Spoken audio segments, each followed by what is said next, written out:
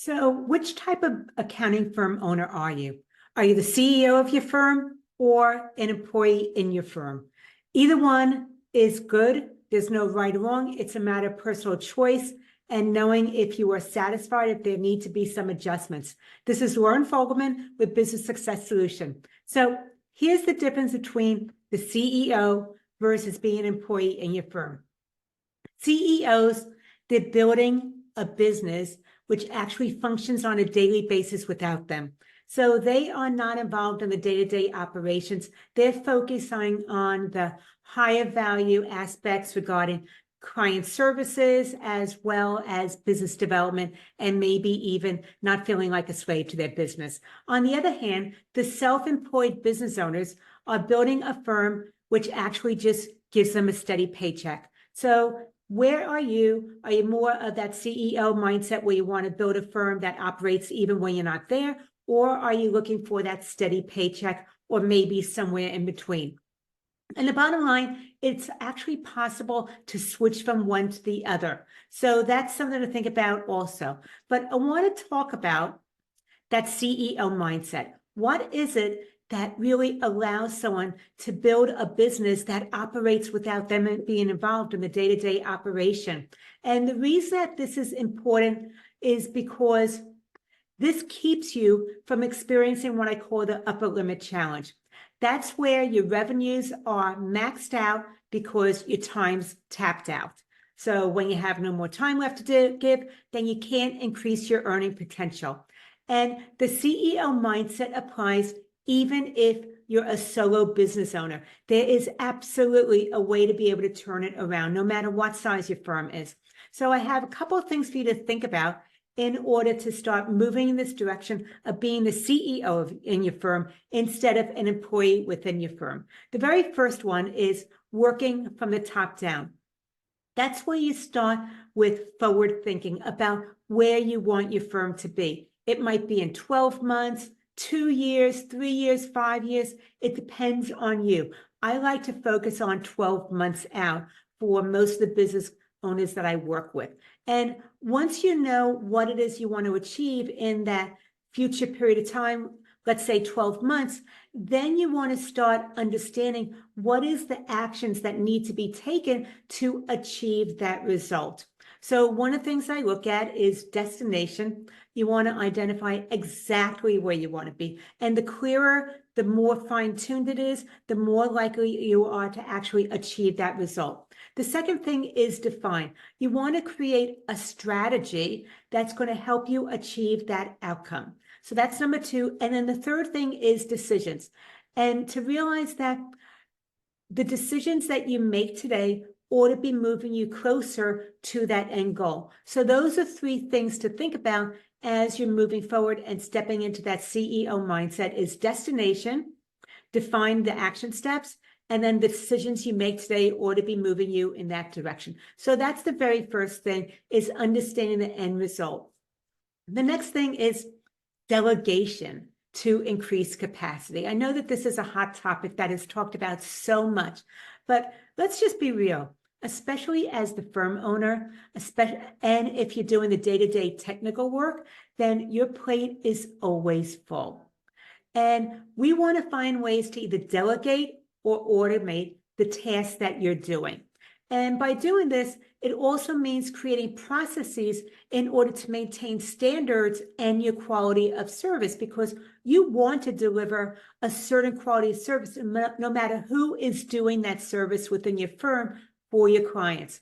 But when you think about it, as you start to delegate or automate, it clears your plate of those lower level tasks. And this then frees you up to optimize your time in order to work on the higher value activities, whether it is advisory services, business development, increasing your profit margin, or just some self-care because you deserve it. So in order to do this, systems give you freedom. And even if you're not ready to build or expand your team yet, now is the exact time you ought to begin writing out and developing your processes and workflows. Don't wait until you're ready to add to your team or grow a team. Start doing it now one by one, slow, steady momentum is going to add up over time. So develop your processes and your workflows now for when you're ready to go ahead and maybe pass on some of those things to somebody else. And the third thing is consistency and patience. Even if you have some fears, moving this direction takes courage. The confidence comes later. But it's about having hope that you can go ahead and achieve something that's important and meaningful for you. So with that, realize that growing your firm doesn't happen overnight. I know that this is something you're already aware of. Sometimes it's worth having that reminder. And growing your firm requires time as well as effort. It's an investment of resources, money as well. But think about it like compounding interest. Steady small deposits will go ahead and increase over time. So it doesn't mean you need to go ahead and just wipe out your calendar and create a whole chunk of time, which you really don't have. But look for ways to be able to consistently work on your business instead of only working in your business in order to create those workflows, those processes, and focus more on what it is you want to achieve by year end. So I know that as you're moving forward in this direction, challenges arise. It's going to be something where maybe you have doubts. You wonder, who are you to be doing this? That imposter syndrome flares up.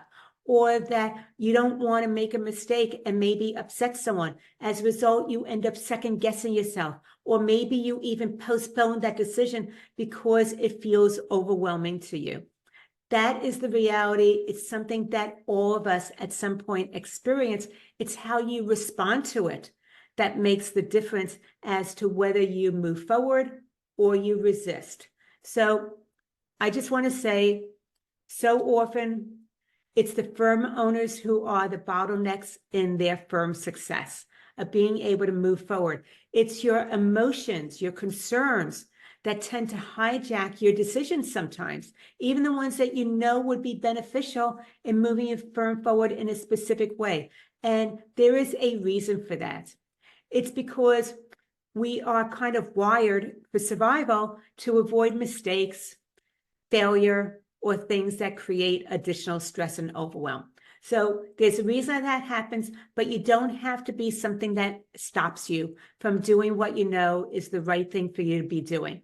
And when you go ahead and you start to define your plan, you map it out, you know the specific milestones, you're able to now consider which decisions that are coming to you are aligned with your goal and which are not. As a result, some of that overwhelm, some of those worries are not going to hijack your firm's growth in the way that they would if you weren't as mindful about it. So there you have it. Those are the 3 guidelines to start adopting a CEO mindset about your firm's growth. It's working from the top down, knowing where you want to be in about a year from now, delegating in order to, or automating in order to increase capacity, and then consistency and patience. Even if you have some fears, don't let them stop you. If you feel that your mindset maybe interferes, it holds you back, you know that you want to be able to move forward and do these things, you just don't have the right steps to do that, then join me for the virtual strategic planning retreat. It's going to be set on November 13th and 14th. It's designed to make 2025 your best year ever in order to increase your market share and also raise your profit margins. If that sounds like something you're ready to do, you want to go ahead and know exactly what to focus on to kickstart 2025, then get all the details for the virtual strategic planning retreat at businesssuccesssolution.com/retreat. Let me know what you thought about this, what you took away, what resonated with you, where you need more information. I look forward to further conversations and to seeing you at the retreat. Lauren Fogelman, showing accounting firm owners how to double their income, working half the time.